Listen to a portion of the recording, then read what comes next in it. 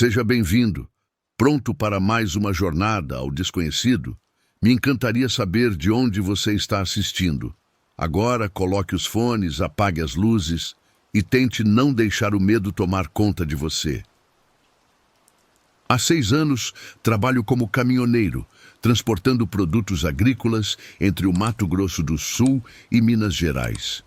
Nunca imaginei que uma noite mudaria minha visão sobre o que acontece depois da morte.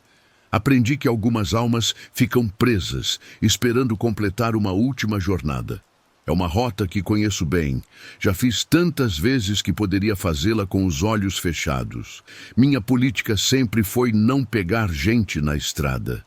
É perigoso e vai contra as regras da empresa. Mas naquela noite de novembro, abri uma exceção que até hoje não sei se lamento ou agradeço. Eram 10 da noite. Eu vinha de Dourados, no Mato Grosso do Sul, para Uberlândia, em Minas, com uma carga de produtos agrícolas. A estrada estava tranquila, quase não tinha movimento. Eu estava num trecho reto, bem isolado, quando vi uma mulher parada no acostamento, fazendo sinal com a mão para que eu parasse. Meu primeiro instinto foi seguir direto, mas algo me fez olhar melhor para ela. Ela estava sozinha no meio do nada, sem bagagem, sem carro por perto. E o mais estranho, ela usava um vestido como de festa, azul claro, completamente fora de lugar para estar numa estrada àquelas horas. Mesmo achando que não devia, encostei uns metros adiante.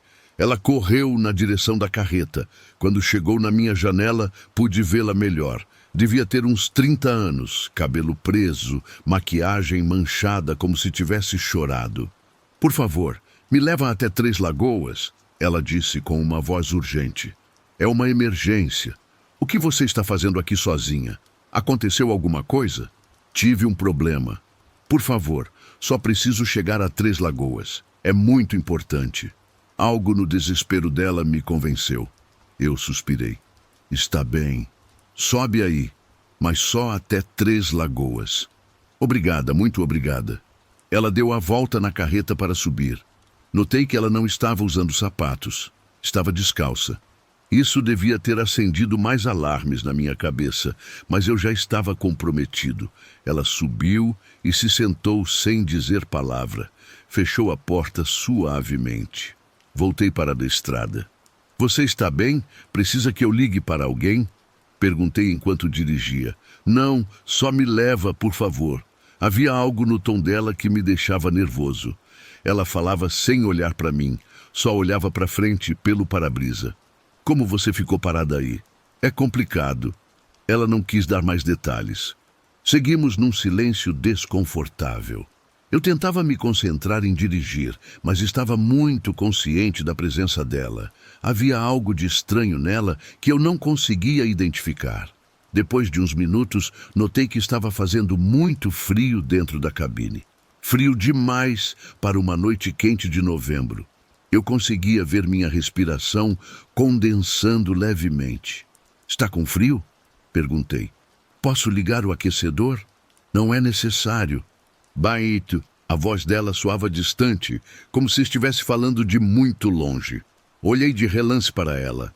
Algo estava definitivamente errado. A pele dela parecia pálida demais sob a luz do painel e seu vestido, agora que eu via melhor, estava rasgado em vários lugares. Sujo. "Tem certeza que está bem? Você parece machucada." "Estou bem, só cansada." Seguimos avançando. O frio dentro da cabine aumentava. Agora sim, eu podia ver claramente minha respiração. Liguei o aquecedor no máximo, mas não ajudou. O frio parecia emanar dela. "Aonde em Três Lagoas precisa que eu a deixe?" Perguntei mais para quebrar o silêncio do que por verdadeiro interesse. "No cemitério." A resposta me pegou completamente desprevenido. "O cemitério? A essa hora?" "Sim, é onde preciso estar." Agora sim, o medo começou a subir pela minha coluna. Quem pede para ser deixado num cemitério às 11 da noite? "Olhe, senhora, não sei o que está acontecendo, mas só faltam 20 minutos. Ela me interrompeu. "Por favor, já quase chegamos." Sua voz tinha uma qualidade estranha. Agora soava oca, como um eco. Decidi que o melhor era cumprir com o combinado, levá-la aonde pediu e depois sair rápido. Acelerei um pouco, querendo terminar isso o quanto antes. Você tem família em Três Lagoas? Perguntei, tentando mantê-la falando, para que ela parecesse mais normal. Tinha. Há tempo. Já não. Eles não estão me esperando. Cheguei tarde demais. Não gostei nada de como isso soou. Passamos por uma placa que indicava que faltavam 10 quilômetros para Três Lagoas. Quase. Só tinha que aguentar uns minutos mais. Ela começou a falar de novo, desta vez sem que eu perguntasse. Eu ia a um casamento, o casamento da minha irmã. Estava tão animada. Comprei este vestido especial, mas nunca cheguei. Por que não? Houve um acidente, neste mesmo trecho da estrada. O carro em que eu ia perdeu o controle. Não lembro bem dos detalhes. Só lembro que estava muito emocionada pelo casamento. E logo eu já não estava no carro. Minha respiração ficou superficial. Quando foi isso? Há 3 anos.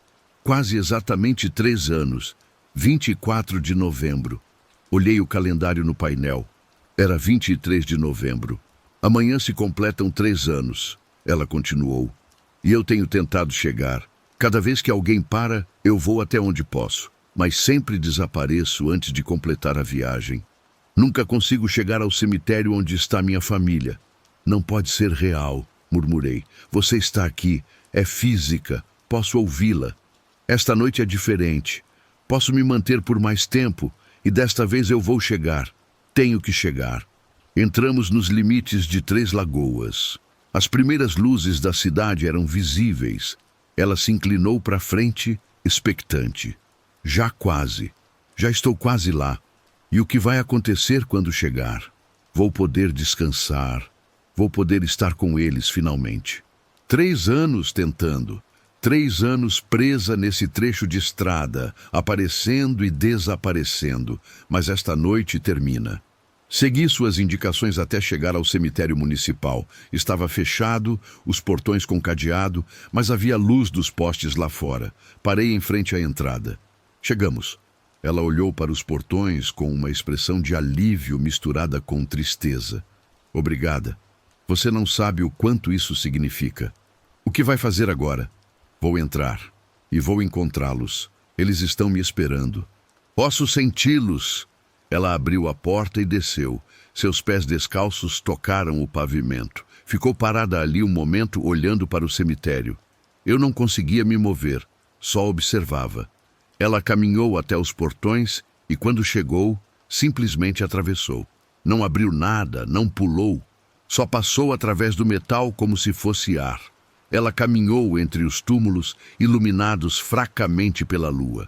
Chegou até uma seção em particular e parou. De dentro da carreta, eu podia ver que havia outras figuras ali, transparentes como ela. Uma reunião silenciosa. Ela se ajoelhou em frente a uma lápide. As outras figuras a rodearam. E então, todas começaram a desaparecer, como fumaça se dispersando, até que não ficou nada. O frio dentro da carreta desapareceu instantaneamente. O ar voltou a ser normal, quente. Fiquei ali sentado uns minutos mais, sem conseguir acreditar no que acabara de presenciar. Depois, dei a partida e dirigi até um hotel para passar a noite. Não ia continuar dirigindo essa noite. No dia seguinte, antes de ir embora de Três Lagoas, passei pelo cemitério. Os portões estavam abertos. Era horário de visita. Entrei caminhando, buscando a seção onde a havia visto desaparecer. Encontrei a lápide. Tinha seu nome, sua foto. Era ela, sem dúvida. A data dizia faleceu em 24 de novembro. E junto a ela havia outros túmulos de sua família, todos com a mesma data. O acidente tinha sido pior do que eu imaginei. Na lápide, alguém tinha deixado flores frescas essa manhã e uma nota que dizia: finalmente você está conosco. Descansa em paz. Voltei para minha carreta com lágrimas nos olhos. Eu havia ajudado alguém a completar sua última viagem, a chegar finalmente em casa depois de 3 anos perdida. Agora, quando passo por aquela estrada, Olho o acostamento com outros olhos. Sei que existem jornadas inacabadas, almas que aguardam uma última chance. E se algum dia encontrar outro viajante perdido, não hesitarei, porque todos merecem completar sua viagem final e encontrar a paz que tanto procuram.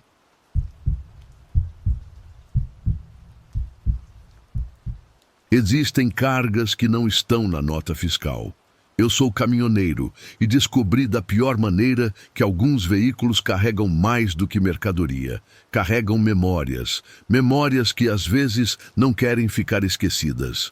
Meu nome é Fernando e eu dirijo carreta há 11 anos. Minha especialidade é o transporte refrigerado, principalmente produtos de carne e laticínios que precisam se manter frios durante todo o trajeto. Eu faço a rota de São Paulo para Belém regularmente. São umas 40 horas só de direção, sem contar os descansos. Há 4 meses, eu vivi uma coisa durante uma dessas viagens que me fez repensar tudo o que eu achava sobre estar sozinho na estrada. Eu descobri que, às vezes, quando você acha que está completamente sozinho na sua carreta, tem mais alguma coisa viajando com você, sem que você perceba. Eu saí de São Paulo num domingo no meio da tarde, umas 3 horas, com um carregamento de laticínios, tudo revisado. O sistema de refrigeração funcionando perfeito, estepe pronto. Meu plano era dirigir a noite inteira, descansar algumas horas em alguma parada de caminhão e seguir no dia seguinte. As primeiras horas foram completamente normais. Música no rádio, alguns salgadinhos, café na garrafa térmica. Passei por Ribeirão Preto sem problemas e segui pela BR em direção a Brasília. O tráfego estava leve, só algumas carretas e carros espalhados. Perto das 10 da noite, eu comecei a escutar uma coisa estranha. Um barulho suave, uma batidinha que vinha da parte de trás do container refrigerado. No começo, eu pensei que era alguma coisa da carga que tinha se mexido, talvez uma caixa mal arrumada. Continuei dirigindo, mas o barulho continuava. Batida, batida, batida, rítmico e persistente. Aquilo estava começando a me incomodar. No próximo posto, eu encostei para verificar. Desci com a minha lanterna e abri as portas traseiras do container. O ar frio bateu no meu rosto. Iluminei o interior. Dei uma olhada rápida nas caixas, todas pareciam bem empilhadas, nada visivelmente fora do lugar. Puxei algumas cintas para conferir se estavam firmes. Tudo parecia certo.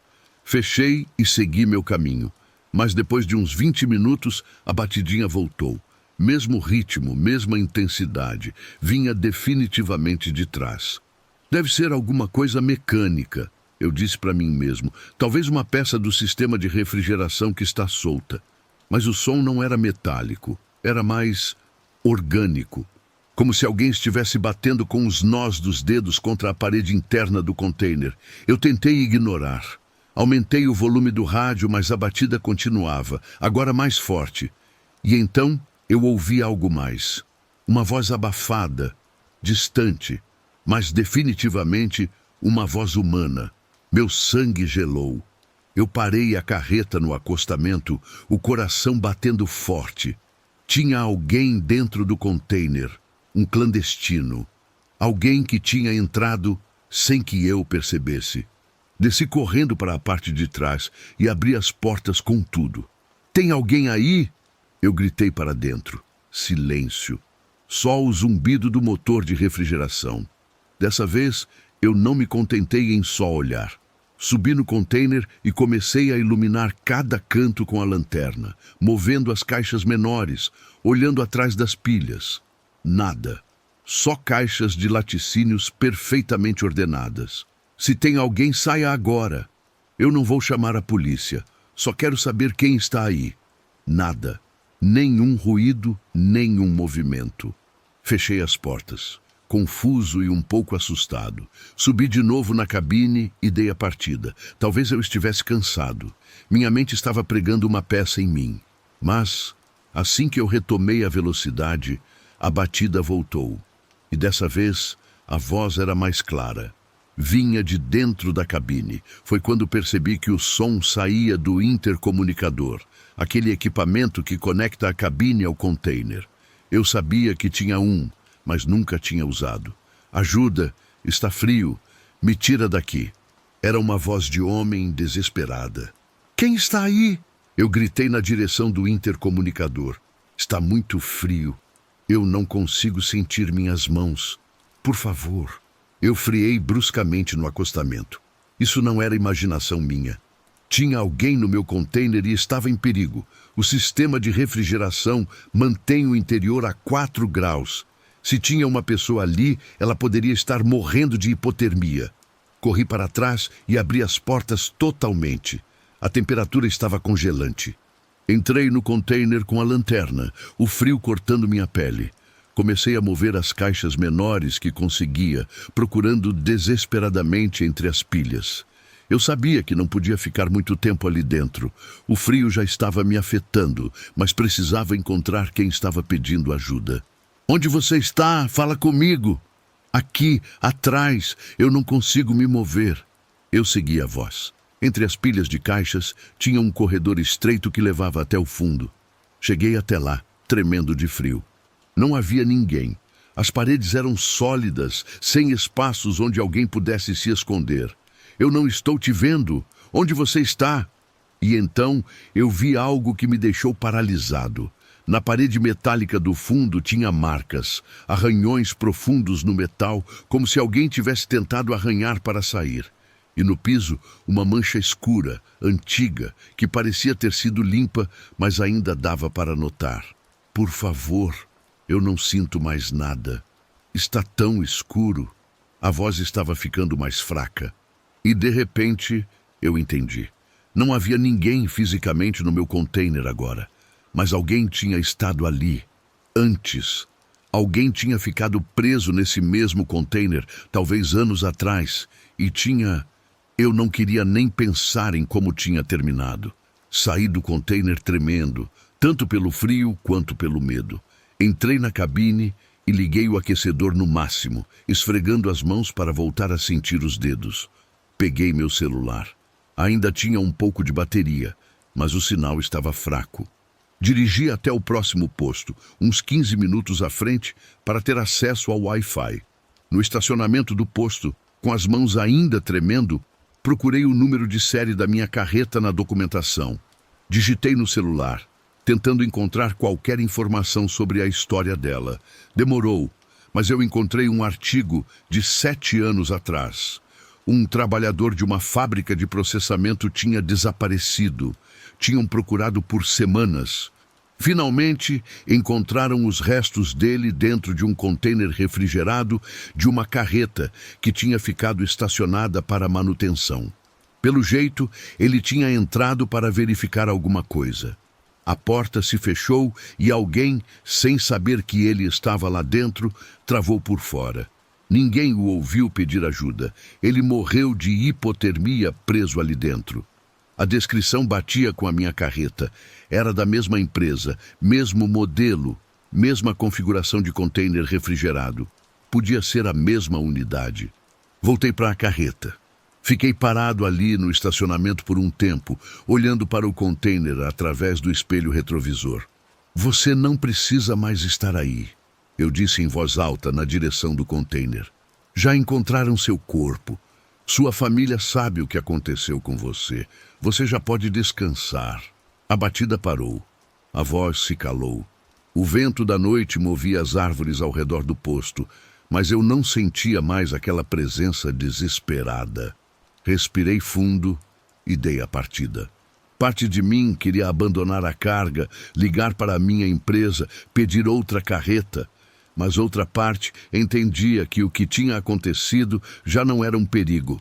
Era só um eco, uma repetição dos últimos momentos terríveis de alguém. Eu continuei a viagem. Dirigi o resto da noite e o dia seguinte inteiro, parando só para abastecer e comer alguma coisa rápida. O caminho foi em completo silêncio, sem batidas, sem vozes, só o ronco constante do motor de refrigeração. Quando cheguei em Belém 2 dias depois e descarreguei, eu revisei o container uma última vez. As marcas na parede continuavam lá. A prova permanente do que tinha acontecido. Eu relatei isso ao meu supervisor. Ah, sim, ele disse com naturalidade. Essa carreta tem história. Vários motoristas já relataram coisas estranhas. Por isso a empresa usa ela principalmente para rotas longas noturnas, onde os motoristas mais experientes podem lidar com ela. E por que não tiram ela de circulação? Porque ela funciona perfeitamente. E, para ser sincero, depois que os motoristas ficam sabendo da história, os incidentes param. É como se, sei lá, como se ela só precisasse que alguém soubesse o que aconteceu. Desde então, eu dirigi essa mesma carreta várias vezes mais. Nunca mais aconteceu nada. O container funciona normalmente, sem barulhos estranhos, sem vozes. É como se, ao reconhecer o que tinha acontecido, ao dizer para ele que podia descansar, ele realmente tivesse ido embora. Mas, toda vez que eu carrego essa carreta, antes de fechar as portas do container, eu paro um momento, olho lá para dentro e digo em voz baixa: viagem segura. Não sei se é para a carga ou para algo mais. Provavelmente para os dois. Nós, caminhoneiros, passamos muito tempo sozinhos na estrada. Ou pelo menos é o que a gente acha. Mas nossos veículos têm histórias. Eles transportaram milhares de cargas, foram operados por dezenas de motoristas. E às vezes, coisas ruins deixam marcas que vão além do que a gente vê. Nem todas as carretas levam só mercadoria. Algumas carregam também memórias, ecos de momentos terríveis que ficaram impressos no metal e no frio. E quando as condições são as certas, quando um motorista sensível está ao volante numa noite solitária, essas memórias podem aparecer de novo. Ele pediu ajuda e a encontrou, anos mais tarde. Agora eu dirijo aquela carreta, sabendo que o que estava preso ali finalmente se libertou. Mas a estrada me ensinou uma coisa: o silêncio do motor nunca é o único som que nos acompanha. Tem sempre algo mais. E às vezes, esse algo só precisa ser ouvido.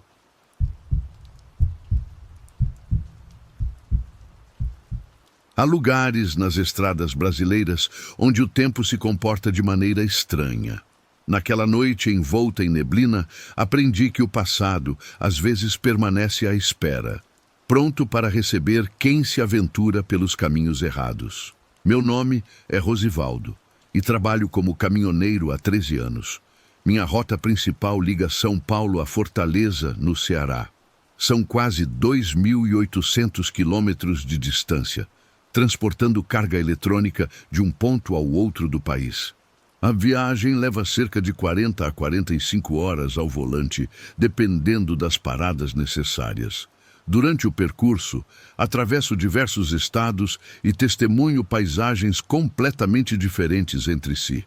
Há 6 meses, vivi uma experiência num trecho da BR-116, na Bahia, que ainda me deixa sem explicação. Não houve perigo direto. Ninguém tentou me assaltar ou ameaçar. Mas o que aconteceu durante aquelas 2 horas me fez questionar tudo que eu considerava saber sobre o tempo e a própria realidade. Tudo começou numa terça-feira de março. Saí de São Paulo por volta das 4 da tarde. O planejamento era dirigir sem muitas paradas para chegar em Fortaleza na quinta-feira à tarde. Segui viagem durante toda a terça-feira. Parei em Minas Gerais para o descanso obrigatório na madrugada e retomei a rota na manhã de quarta-feira. Quando chegou a noite de quarta-feira, eu já estava num trecho da estrada na Bahia, próximo à região da Chapada Diamantina. Foi nesse momento que começou a descer uma neblina muito densa sobre a pista. Não é incomum haver neblina naquela área, principalmente durante as noites mais frias. Porém, aquela era completamente diferente. A densidade era tão grande que eu mal conseguia enxergar 5 metros à frente. Reduzi a velocidade para uns 30 quilômetros por hora, totalmente concentrado em não perder a pista.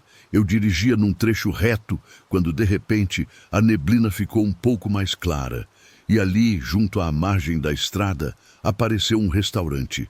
Um estabelecimento grande, com luzes acesas e vários carros estacionados na frente.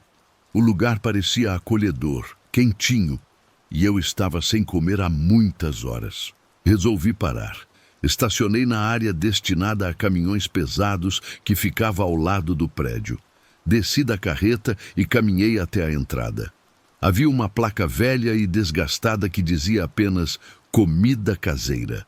Entrei e fui imediatamente envolvido pelo cheiro de comida feita na hora. O salão tinha umas 10 mesas, metade delas ocupada por famílias e casais. Uma garçonete de mais idade se aproximou sorrindo. Boa noite. Entre, entre. Mesa para um? Sim, por favor. Ela me acomodou perto da janela e trouxe um cardápio escrito à mão, numa folha plastificada. Os preços eram muito baratos, com pratos tradicionais brasileiros. Pedi uma galinha guisada. Enquanto esperava, observei o ambiente ao redor. O lugar transmitia uma sensação nostálgica, lembrando aqueles restaurantes de beira de estrada de décadas atrás. As mesas de madeira, as cadeiras descombinadas, as toalhas xadrez. Havia até uma máquina de música num canto, tocando sucessos dos anos 80. A comida chegou rapidamente e estava deliciosa. Comi com calma, aproveitando o momento de descanso. Percebi que os outros clientes eram discretos. Falavam baixinho entre si. Todos aparentavam ser viajantes, gente de passagem como eu. Quando terminei, pedi a conta. A garçonete trouxe uma nota escrita à mão. O valor total era absurdamente barato, parecia preço de décadas atrás. Entreguei a ela uma nota de R$1. A senhora tem troco? Perguntei. Ela olhou para a nota com uma expressão estranha. Essa nota, de que ano é? A pergunta me confundiu. Ué, é atual, de circulação normal. Ela virou a nota, examinou com atenção. É que parece muito nova, muito diferente. Ela me devolveu o troco em moedas e notas que pareciam velhas e gastas. Guardei tudo sem pensar muito e me levantei para sair. Faça uma boa viagem e dirija com cuidado. A neblina está pesada esta noite. Saí do estabelecimento e caminhei até minha carreta. A neblina continuava presente, porém não tão espessa quanto antes. Subi na cabine, conferi minhas coisas e dei a partida no motor. Dirigi por mais uns 20 minutos antes que a neblina finalmente desaparecesse por completo. Respirei aliviado e acelerei um pouco, tentando recuperar o tempo perdido. Olhei para o relógio. Marcava 11h30 da noite, mas alguma coisa não fazia sentido. Quando parei para comer, eram 9 horas da noite. Fiquei no restaurante no máximo 40 minutos. O horário deveria ser 9h30, talvez 10 horas, não 11h30 da noite. Conferi meu celular. Ele confirmava 11 horas e 33 minutos da noite. Eu tinha perdido quase 2 horas sem perceber. Tentei reconstruir mentalmente o trajeto depois do jantar. Eu tinha dirigido 20 minutos desde que saí de lá. Isso significava que entre o momento em que terminei de comer e voltei para a estrada, tinha se passado mais de 1 hora. Porém, eu só me lembrava de caminhar diretamente da porta do restaurante até meu caminhão. Não podia ter demorado tanto tempo assim. Confuso e inquieto, continuei dirigindo. Cheguei ao próximo posto de combustível por volta da meia-noite. Enquanto o frentista abastecia o tanque, comentei com ele sobre o restaurante. Você conhece aquele restaurante que fica mais ou menos 1 hora daqui, indo para o sul? Lugar bom para comer, com estacionamento para carreta. O frentista me olhou sem entender. Restaurante? Que restaurante? Não conheço nenhum lugar assim por aqui. E olha que trabalho nesse posto há 15 anos. Mas eu acabei de estar lá. Um lugar grande, com várias mesas, comida caseira. Para aquele lado não tem nenhum restaurante desse tipo. Tem um vilarejo uns 50 quilômetros daqui, onde tem umas vendinhas, mas nada além disso. Insisti, descrevendo o lugar com mais detalhes. Ele continuava balançando a cabeça negativamente. Esse lugar não existe. Pelo menos, não que eu saiba. E conheço essa estrada como a palma da minha mão. Paguei o combustível e procurei no bolso o troco que a garçonete tinha me dado. Tirei as notas e meu coração disparou. Não eram notas de real. Eram cédulas antigas, de cruzeiro real. Dinheiro com desenhos que saíram de circulação há mais de 25 anos. As moedas também eram antigas, com valores que nem existem mais. Onde você conseguiu essas notas? Perguntou o frentista, vendo minha expressão de choque. Do restaurante onde comi. Cara, essas notas são cruzeiros. Elas têm décadas de idade. São de colecionador agora. Valem mais como antiguidade do que como dinheiro de verdade. Subi na carreta tremendo. Procurei no GPS o histórico de localização. Queria ver exatamente onde eu tinha estado. Mas não havia registro algum. Era como se naquelas 2 horas perdidas, meu GPS tivesse simplesmente parado de funcionar. Havia um vazio completo no mapa, entre 2 pontos distantes. O restante da viagem fiz praticamente sem pensar, no automático. Não conseguia parar de refletir sobre o que tinha acontecido. Eu tinha estado num lugar que aparentemente não existe mais. Comi comida real, conversei com pessoas reais, paguei com dinheiro real e recebi de volta um troco de outra época. Quando cheguei em Fortaleza, antes mesmo de descarregar a mercadoria, procurei na internet informações sobre restaurantes naquela área da Bahia.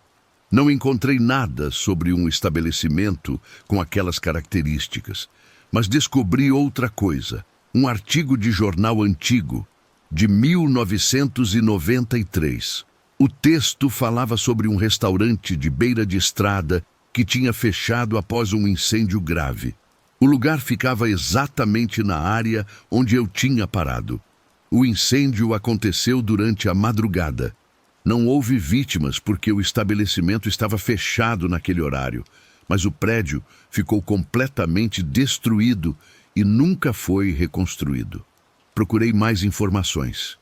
Encontrei fotografias antigas do lugar antes do incêndio. Era exatamente como eu me lembrava. As mesmas mesas de madeira, a mesma distribuição do espaço, até a máquina de música no canto do salão. Durante as semanas seguintes, investiguei mais a fundo. Conversei com caminhoneiros veteranos que conhecem aquela rota há décadas.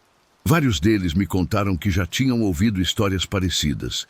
Pessoas que param em lugares que não deveriam existir, que perdem tempo sem conseguir explicar, que recebem troco em moedas fora de circulação. É a neblina, um motorista de idade me explicou. Nessas regiões de serra, quando a neblina desce pesada, às vezes se abrem passagens, momentos onde o passado e o presente se encontram. A pessoa pode acabar, literalmente, em outro tempo sem perceber. E por que acontece isso? Ninguém sabe ao certo. São lendas antigas da região. Os povos indígenas que viviam por ali sempre disseram que esses lugares são especiais, que o tempo funciona diferente neles. Guardei as notas antigas que recebi de troco. Tenho elas numa caixa guardada em casa. Às vezes pego e fico olhando, lembrando que não foi sonho nem alucinação. Eu realmente estive lá, naquele lugar. Continuo fazendo aquela rota regularmente e, toda vez que chego naquele trecho da Bahia, especialmente quando há neblina, diminuo a velocidade e presto muita atenção ao redor. Uma parte de mim quer ver aquele restaurante novamente, confirmar que tudo foi real. Mas outra parte tem receio do que isso significaria se ele aparecesse de novo. Porque se conseguir entrar uma vez nesse lugar que existe em outro tempo, o que me garante que conseguiria sair novamente?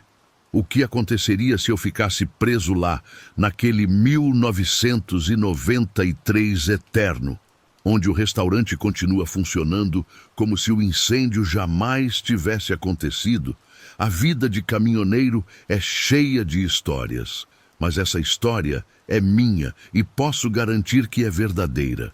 Eu viajei no tempo por 2 horas, comi num lugar que deixou de existir há décadas e voltei trazendo evidência física de um passado que não deveria mais ser acessível. As estradas do Brasil escondem segredos que vão além do que conseguimos compreender. Quando a noite cai e a neblina transforma tudo ao redor, Essas estradas podem nos levar para destinos inesperados. Não necessariamente para outra cidade distante, mas para outro momento da história. Um tempo congelado que permanece à espera do próximo viajante que se perder no caminho.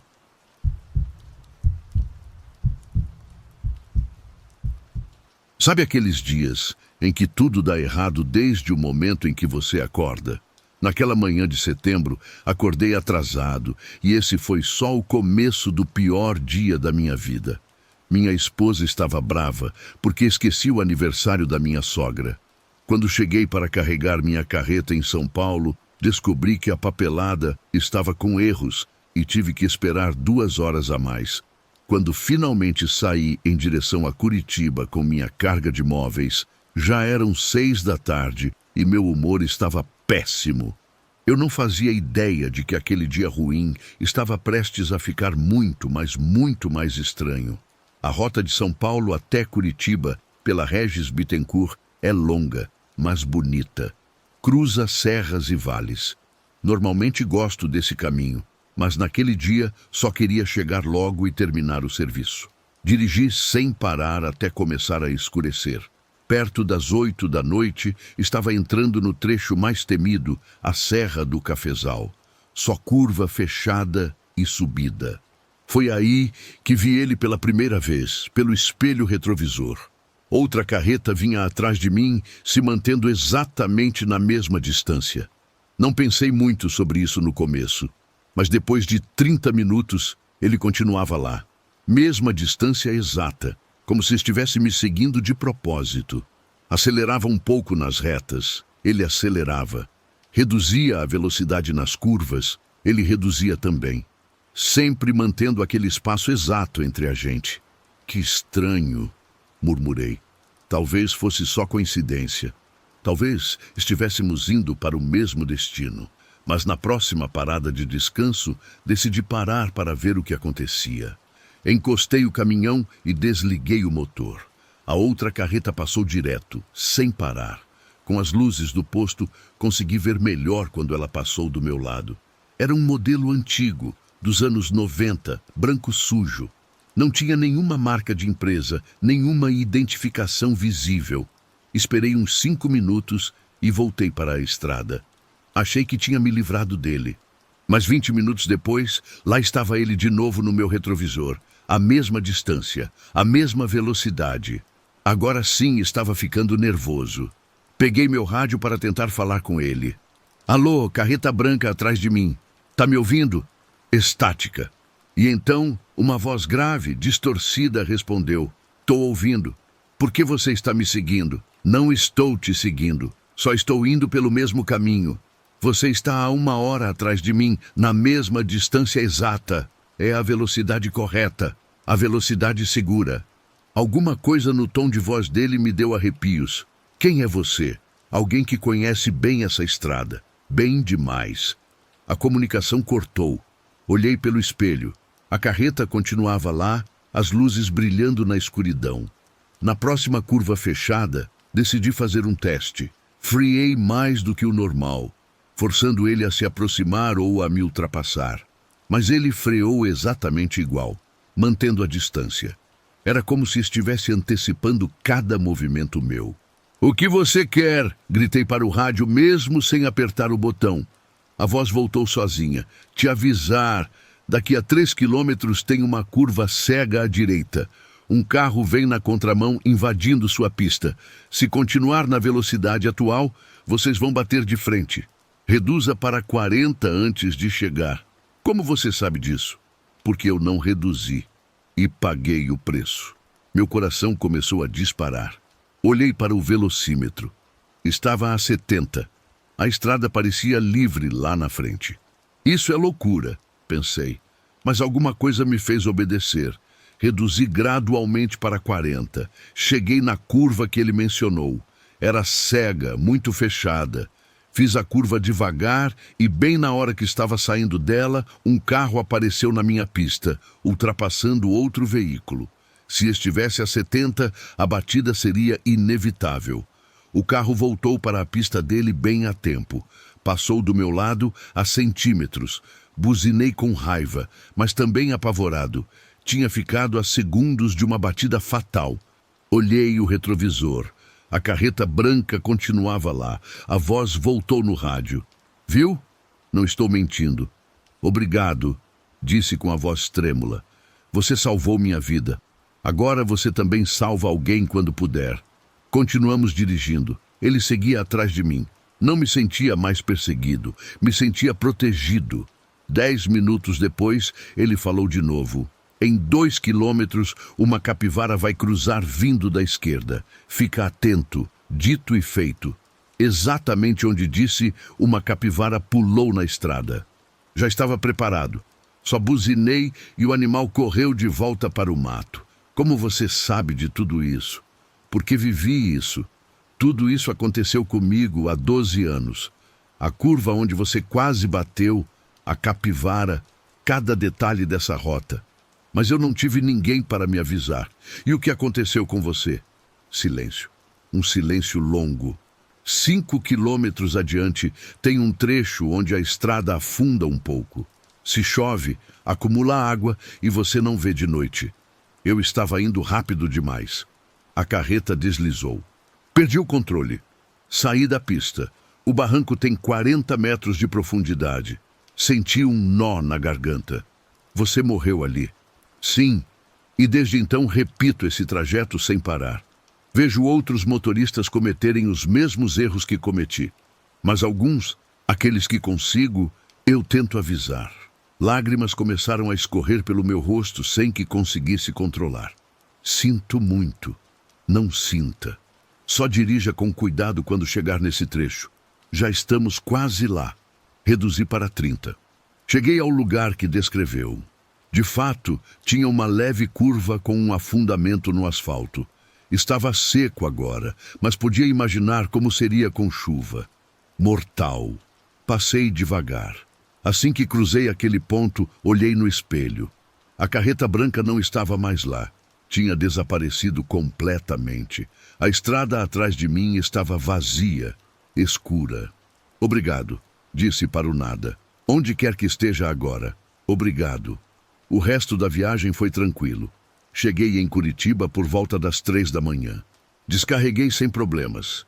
Antes de dormir, ainda mexendo no celular, pesquisei sobre acidentes naquela estrada há 12 anos. Encontrei a reportagem. Um caminhoneiro de 42 anos tinha perdido a vida ao sair da pista em condições de chuva. A carreta caiu num barranco. A foto do veículo acidentado mostrava uma carreta branca e antiga, muito parecida com a que tinha me acompanhado. Desde aquele dia, quando pego a BR-116, meu pé automaticamente alivia o acelerador naqueles pontos que ele me mostrou. E de vez em quando, na escuridão da serra, bato o olho no retrovisor e vejo um par de luzes lá atrás, mantendo distância. Não sinto medo, sinto gratidão, porque aprendi que às vezes quem nos protege na estrada é alguém que já pagou o preço mais alto para aprender as lições que tentamos evitar.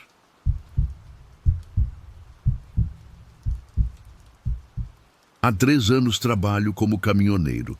Na época desse acontecimento, eu ainda confiava cegamente no GPS, sem questionar as rotas que ele sugeria. Aprendi da pior maneira que a tecnologia nem sempre conhece todos os caminhos, e que alguns deles não deveriam existir. Era uma noite de fevereiro, quando recebi a missão de transportar equipamento médico de Curitiba até Cuiabá. Uma viagem longa, exigente. Eu já estava no 2º dia na estrada. Tinha cumprido minha parada de descanso obrigatória nas proximidades de Campo Grande, mas a pressão da empresa por uma entrega urgente me fez retomar o volante mais tarde que o ideal.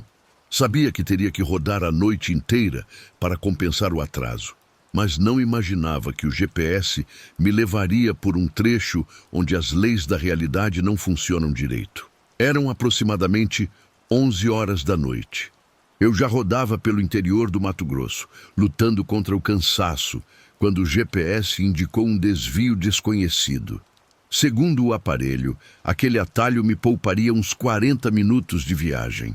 A estrada principal apresentava obras e congestionamento, então aceitei a sugestão sem hesitar. O desvio começou tranquilo, uma estrada estadual bem asfaltada, mas depois de aproximadamente 20 minutos, a pista foi estreitando e perdendo iluminação. As placas de sinalização desapareceram. As faixas pintadas no asfalto sumiram, restando apenas um caminho sinuoso cercado por uma vegetação densa e fechada. Isso não está parecendo bom, pensei. Mas o GPS insistia que era o caminho correto, mostrando que faltavam apenas 30 quilômetros para eu retornar à estrada principal. Continuei. O trajeto ia ficando progressivamente mais estreito. Galhos de árvores quase raspavam na lateral da carreta em determinados pontos. Foi então que percebi algo perturbador. As árvores dos dois lados da estrada eram idênticas. Mesma altura, mesma forma, como se fossem cópias perfeitas. É o cansaço, murmurei para mim mesmo. Toda árvore parece igual quando é noite. Mas não era isso. Comecei a notar outros detalhes inquietantes. Uma pedra grande na beira da estrada. Passei por ela. Poucos minutos depois, encontrei a mesma pedra novamente. Exatamente igual, na mesma posição. Olhei o GPS. Ele continuava indicando que eu avançava, que estava cada vez mais próximo do destino, mas algo não batia. Logo depois, passei por uma árvore caída que bloqueava parcialmente a pista. Precisei desviar dela. Alguns minutos à frente, a mesma árvore caída apareceu novamente, na mesmíssima posição. Desviei dela outra vez. O pânico começou a se instalar. Eu estava preso num loop, rodando repetidamente pelo mesmo trecho de estrada sem perceber. Parei a carreta e verifiquei o GPS com atenção. A tela mostrava que eu tinha percorrido 15 quilômetros desde o início do desvio. Mas era óbvio que eu estava atravessando os mesmos lugares várias e várias vezes. Tentei fazer a volta, mas a estrada era estreita demais.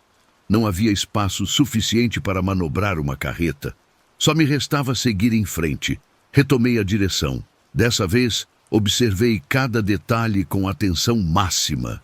A pedra grande reapareceu. A árvore caída também. Estava confirmado. Eu estava aprisionado num ciclo. Calma, falei comigo mesmo. Tem que ter uma saída. Só preciso descobrir o que estou fazendo de errado. Na volta seguinte, quando cheguei à árvore caída, parei completamente. Desci da carreta levando minha lanterna para examinar a área. A árvore era real. Eu podia tocá-la. Mas havia algo estranho. Não existiam marcas de pneu na estrada. Se eu estava passando por ali repetidamente, deveria haver rastros por todos os lados, mas o asfalto parecia intocado. Iluminei o caminho à frente com a lanterna. A estrada seguia reta, aparentemente normal. Caminhei cerca de 20 metros adiante da carreta. Tudo parecia comum, apenas uma estradinha isolada no meio das árvores. Voltei para a carreta e retomei a viagem. Mas quando atravessei o ponto onde eu tinha caminhado com a lanterna momentos antes, não reconheci nada. Era um trecho diferente. As árvores estavam dispostas de outra forma. Como é que pode? Murmurei. Eu acabei de passar aqui caminhando. O GPS continuava mostrando progresso normal. Segundo ele, eu estava quase retornando à estrada principal, mas eu sabia que havia algo profundamente errado ali. Foi então que avistei algo que me fez frear imediatamente. Uma placa na beira da estrada. Uma placa enferrujada, torta, que dizia: "Não existe caminho de volta, só adiante". Não era uma placa oficial de trânsito. Parecia ter sido feita artesanalmente com tinta descascando. Mas a mensagem era cristalina. "Só adiante", repetia em voz baixa. O que isso quer dizer? Decidi mudar minha estratégia. Em vez de tentar identificar os pontos de referência e analisar o trajeto, simplesmente dirigi sem pensar, sem questionar. Apenas segui em frente, confiando que eventualmente sairia dali. E funcionou. Depois do que pareceram horas intermináveis, mas que provavelmente foram apenas uns 20 minutos adicionais, a estrada começou a se transformar. Foi alargando, o asfalto melhorou, surgiram placas de sinalização convencionais e finalmente emergi na estrada principal. Conferi o relógio. Tinham se passado exatamente 40 minutos desde que entrei no desvio. O tempo exato que o GPS havia prometido que eu economizaria. Mas eu tinha vivenciado o que parecia ser, no mínimo, 2 horas presas naquele loop impossível. O tempo dentro daquela estrada não fluía da mesma forma que o tempo aqui fora. Parei no acostamento da estrada principal, tremendo. Revisei a carreta inteira, tudo normal, carga intacta. Mas quando consultei o GPS novamente, não havia nenhum registro daquele desvio. O histórico da rota indicava que eu tinha seguido pela estrada principal o tempo todo, sem qualquer desvio. O que foi isso? Falei em voz alta para o vazio. Segui minha viagem para Cuiabá. Cheguei dentro do prazo, realizei a entrega. Tudo voltou ao normal depois daquilo. Mas aquela experiência ficou gravada em mim. Já voltei a passar por aquela região várias vezes desde então, sempre pela estrada principal. Nunca mais peguei desvios ali, mas ocasionalmente avisto a saída para aquela estrada misteriosa. Outros motoristas entram nela, seguindo suas indicações de GPS, e fico me perguntando se eles também ficam presos naquele loop, ou se aquilo aconteceu apenas comigo. Semanas depois daquele episódio, num posto de gasolina próximo a Campo Grande, encontrei um caminhoneiro mais experiente que eu. Enquanto tomávamos café, mencionei casualmente o que tinha acontecido. Ele ficou sério e disse que conhecia aquela estrada. Contou que ela é conhecida entre os motoristas mais velhos como a estrada que não avança. Alguns já passaram por isso. Outros apenas ouviram os relatos. Ninguém compreende por que ela existe ou o que causa esse fenômeno. Só sabem que você precisa se deixar levar. Não pensar demais e, eventualmente, ela te liberta. É como um teste, ele me explicou. Se você entra em pânico, se tenta forçar uma solução, fica preso por mais tempo. Mas se confia e apenas segue adiante, ela te solta. Não sei se é verdade, só sei que naquela noite vivi algo que desafia qualquer explicação lógica. Uma estrada que se repete indefinidamente, onde o tempo funciona de forma diferente, onde os GPS mentem, mas que no final te conduz aonde você precisa chegar. Desde então, verifico minhas rotas com muito mais critério. Se o GPS sugere um atalho desconhecido, penso 2 vezes antes de aceitar, porque aprendi que nem todas as estradas nos mapas são estradas reais. Algumas são outra coisa completamente diferente. Lugares onde a própria realidade se distorce. Existe uma sabedoria nisso tudo, algo que carrego comigo até hoje. Certos caminhos na vida nos testam de formas que não esperamos. Nesses lugares estranhos, não adianta procurar explicações racionais ou tentar controlar a situação. Você precisa aceitar o desconhecido, manter a calma e simplesmente continuar. Porque às vezes, a única saída é confiar no processo e seguir adiante, mesmo quando tudo parece impossível. E torcer para que, quando chegar sua vez de enfrentar algo assim, você também consiga encontrar o caminho de volta.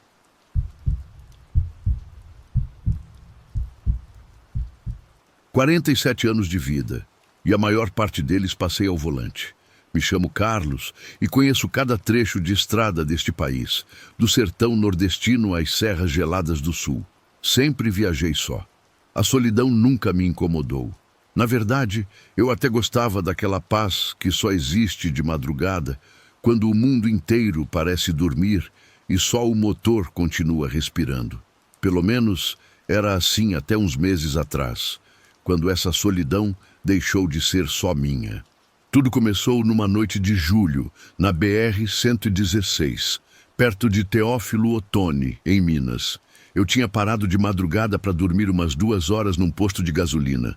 Quando acordei, o banco do carona estava reclinado para trás, como se alguém tivesse dormido ali. Dei risada, pensando que tivesse mexido sem perceber. Voltei o banco ao normal e segui viagem. Uns dias depois, aconteceu de novo, mas dessa vez o cinto do carona estava afivelado. Isso sim, me pareceu estranho, porque eu sempre viajo sozinho. No começo achei que era um simples descuido, mas na terceira vez eu já não consegui ignorar. O cinto estava bem ajustado, como se alguém o tivesse usado de verdade. Contei isso para o Zé Maria, um colega que conheço há anos. Ele me disse para não ficar com minhoca na cabeça, que quando a gente passa tanto tempo sozinho, o cérebro inventa companhia. Eu ri, embora lá no fundo algo estivesse me incomodando. Durante minhas viagens seguintes, comecei a notar mais coisas. Quando eu freava de repente, o banco do carona se movia para frente com força, como se alguém estivesse mesmo sentado ali. Às vezes, eu sentia uma leve mudança de peso quando fazia uma curva, uma pressão no ar que fazia o caminhão se inclinar diferente. E o pior, uma noite, na estrada em Santa Catarina, eu juraria que ouvi uma respiração suave bem perto de mim. Desliguei o rádio. O som continuava lá. Era ritmado, tranquilo, como o respirar de alguém dormindo. Fiquei imóvel, apertando o volante. O coração batia tão forte que doía o peito. Olhei de rabo de olho para o banco do carona, mas não tinha nada, só o cinto pendurado. Decidi parar no próximo posto de gasolina. Pedi um café bem forte e contei ao frentista o que estava acontecendo comigo. Ele me olhou sério e só disse: "Às vezes, os carreteiros não viajam tão sozinhos quanto pensam." Não dormi naquela noite. Na manhã seguinte, antes de dar a partida, revisei o caminhão inteiro. Não havia sinais de nada estranho, nem pegadas, nem objetos mexidos. Mas quando liguei o motor, o rádio PX ligou sozinho. Uma voz distorcida sussurrou algo quase incompreensível, algo como: "Tá seguindo aí?" Pensei que podia ser alguma interferência, mas desde então essa voz aparece de vez em quando, sempre quando estou quase dormindo ou quando o cansaço me vence. É como se alguém falasse baixinho comigo, quase com carinho, me dizendo para não fechar os olhos. Numa estrada deserta, decidi gravar o áudio para provar que não estava louco, mas, ao reproduzir mais tarde, só se ouvia a minha respiração. E outra mais, muito mais lenta, sincronizada com a minha. Desde então, comecei a falar com ele. No começo de brincadeira, como se eu tivesse um carona de verdade, mas com o tempo virou costume. Eu contava coisas da viagem, dos lugares por onde passávamos. Isso me dava uma certa paz, embora eu soubesse que não era normal, até que uma madrugada, dirigindo por um trecho deserto, ouvi uma voz clara, humana, bem ao meu lado. Obrigado por não me deixar sozinho. Freiei bruscamente. O cinto do carona estava afivelado de novo e no vidro lateral do carona, embaçado pelo ar frio, alguém tinha desenhado com o dedo uma única palavra: obrigado. Ali eu soube que não era imaginação minha, mas o que eu descobri depois foi muito mais perturbador. Passaram vários dias sem que nada estranho acontecesse e comecei a me convencer de que tudo tinha sido produto do cansaço. Mas, quando se passa tanto tempo na estrada, o silêncio acaba pesando mais que o barulho. Uma noite, enquanto cruzava a Regis Bittencourt, ali no Paraná, topei com uma blitz. Os policiais revisavam documentos e perguntavam se a gente tinha visto alguma coisa na região. Pelo visto, um acidente recente. Não dei muita importância, mas, ao seguir viagem, vi os rastros de pneu marcados no asfalto e restos de vidro espalhados no acostamento. Parei o caminhão sem nem saber por quê. Desci com a lanterna e andei alguns metros. Tinha flores secas e uma cruz enferrujada. Iluminei a base e vi um nome: Henrique Simas, 2019. Eu não o conhecia, mas algo naquele nome me soou familiar. Subi de novo na cabine e no banco do carona tinha algo que não estava lá antes, um boné azul com o logo de uma transportadora. Por dentro, as letras bordadas diziam Gás Simas. Meu sangue gelou. Toquei o boné, tremendo, e o deixei no painel. Não soube o que fazer, só dirigi com aquela sensação de que o ar tinha ficado mais denso, como se alguém respirasse ao meu lado. Durante os dias seguintes, toda vez que o sono me vencia, a voz voltava. Já não eram sussurros.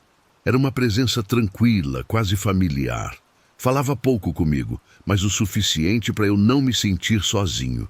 Me dizia coisas como: estamos quase chegando, ou descansa um pouco. Era estranho, mas não dava medo. Eu me sentia acompanhado, protegido.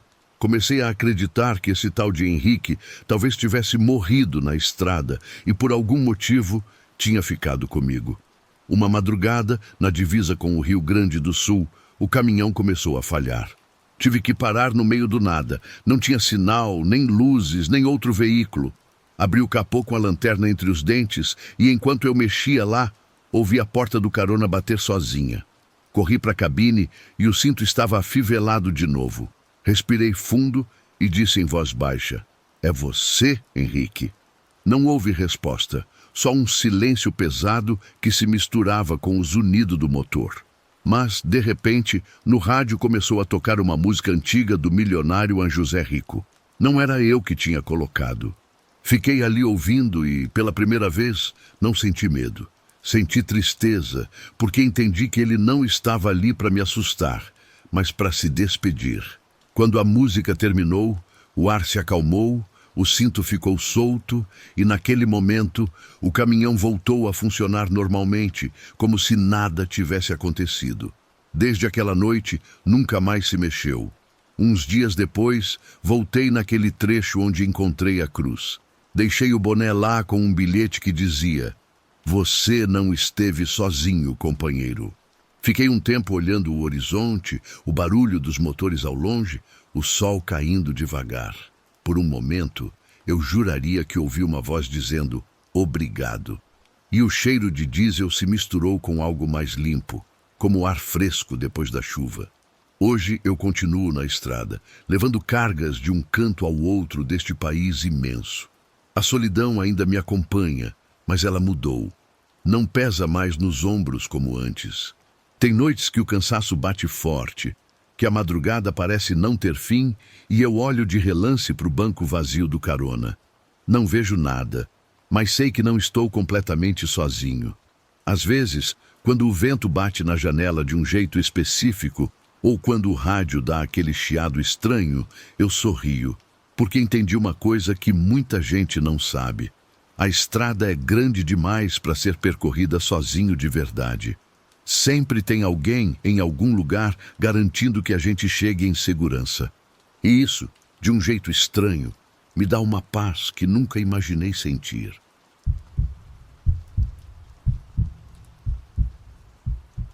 Meu nome é Francisco e a estrada é minha casa há mais de 20 anos. Dirijo carretas pelo Brasil todo e o volante é meu companheiro mais fiel. Já vi coisas que ninguém acreditaria, mas o que me aconteceu naquela noite na BR-381, a Fernão Dias, ainda me arrepia até o último pelo. Era uma quarta-feira de março, já passava da meia-noite. Eu estava voltando de São Paulo para Belo Horizonte com uma carga de maquinário industrial. O céu estava limpo, mas sem lua. As luzes dos postes quase não iluminavam o asfalto e o tráfego era quase nenhum. A rodovia tem curvas longas, retas infinitas e trechos onde você se sente completamente sozinho, perdido no escuro. Eu estava lá, concentrado, ouvindo uma música baixa só para não pegar no sono. Foi quando vi, uns 200 metros à frente, uma coisa estranha no acostamento direito. Uma carreta parada, pisca-alerta ligado e um homem fazendo gestos, parecendo pedir ajuda. À primeira vista, ele parecia desesperado. Dei uma freada leve e me preparei para chegar perto. Pensei que ele poderia precisar de ajuda mecânica, talvez uma força para fazer o caminhão pegar. Mas conforme eu me aproximava, meu coração começou a acelerar. O homem levantava os braços, fazendo sinal para eu parar. Dei seta e diminuí a velocidade. Liguei o pisca-alerta, encostei no acostamento e parei a carreta. Meu cérebro dizia para eu descer e ajudar, mas alguma coisa me fez hesitar. Estava um silêncio absoluto. Nenhum pássaro, nenhum vento, nem motor. Só o som constante da minha carreta e a minha respiração. Pisei no freio. Meu instinto dizia para ir embora, mas a lei dos caminhoneiros é clara. Você ajuda quem precisa. Desci do caminhão com a lanterna na mão. A noite estava fria e o feixe de luz quase não iluminava alguns metros à frente. Caminhei até a outra carreta. Dei a volta ao redor dela, até espreitei a cabine. Nada. Ninguém. O homem que eu tinha visto tinha sumido, como se a estrada o tivesse engolido. Minha mente começou a procurar explicações lógicas. Devia ser um motorista que saiu correndo pelo acostamento, ou um reflexo das luzes, ou só o meu cansaço me pregando uma peça. Olhei de novo para o caminhão parado e senti um arrepio subindo pela minha espinha. A placa era igual à minha, exatamente a mesma. O mesmo número, a mesma combinação de letras e números. Minha mente deu um nó. Me aproximei com cuidado, iluminando cada canto com a lanterna, mas não encontrei nenhum rastro de que alguém tivesse estado ali. Não tinha óleo derramado, nenhuma marca de pneu fresca na terra do acostamento. Nada. Só a carreta com o número da placa idêntico ao meu. Subi de volta para minha cabine e bati a porta com força. O motor pegou e, enquanto eu acelerava, fiquei checando os retrovisores sem parar. Não tinha ninguém atrás de mim, mas aquela sensação de estar sendo observado não passava. Minhas mãos suavam no volante e cada curva parecia mais longa, mais pesada. Pensei em ligar para a polícia ou para algum colega caminhoneiro, mas não tinha sinal naquela área e o relógio marcava 0h47 da manhã. Continuei dirigindo, tentando me convencer. Deve ter sido uma miragem, o cansaço, sei lá. Mas quando vi de novo na reta longa, meu corpo congelou. Dessa vez não deveria parar, mas meus pés pisaram no freio sozinhos, como se algo me obrigasse. A mesma carreta, luzes acesas, parada no acostamento. Dessa vez, a silhueta do homem estava mais nítida, mas eu mal conseguia ver detalhes. Um chapéu, uma jaqueta jeans, os braços levantados como se pedisse ajuda. Não conseguia evitar, freei com tudo. Por um segundo senti o chão tremer sob os meus pés. Quando abri a porta e desci de novo, as pernas tremendo, o caminhão estava vazio.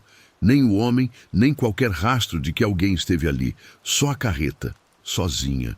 E de novo, a placa idêntica. Um suor frio desceu por mim.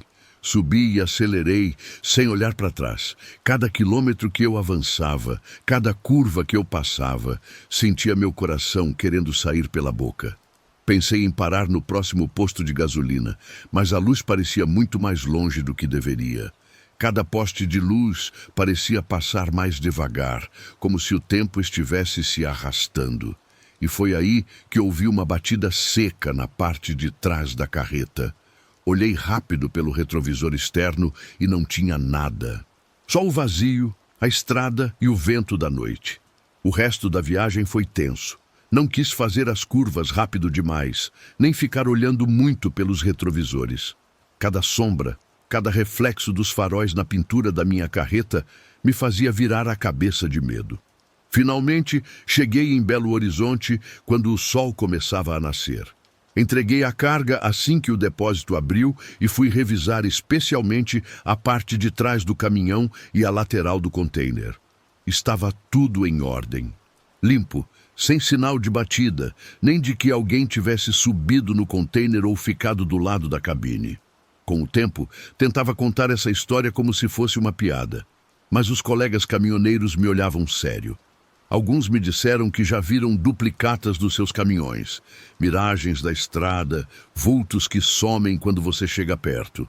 Outros me contaram que a Fernão Dias guarda histórias de viajantes que não voltam, de batidas que nunca aconteceram e de pessoas que aparecem e desaparecem sem explicação. Quando ouvi isso, percebi que não estava sozinho. O que achei que era loucura minha, outros também viveram. Desde então, toda vez que passo de noite por aquela rodovia, não consigo evitar de olhar os retrovisores, mesmo não querendo. Nunca mais vi aquele homem, nem o caminhão idêntico. Mas a sensação de que alguém me observa ou que está seguindo minha rota ficou comigo. Até hoje, quando paro em algum posto isolado de madrugada, sinto um aperto no peito. A estrada me ensinou algo que nenhum manual de caminhoneiro ensina. Há coisas que a gente não explica, só respeita. Aquela noite não me deixou apenas com medo, me deixou com a certeza de que a solidão da rodovia esconde segredos que é melhor não desvendar.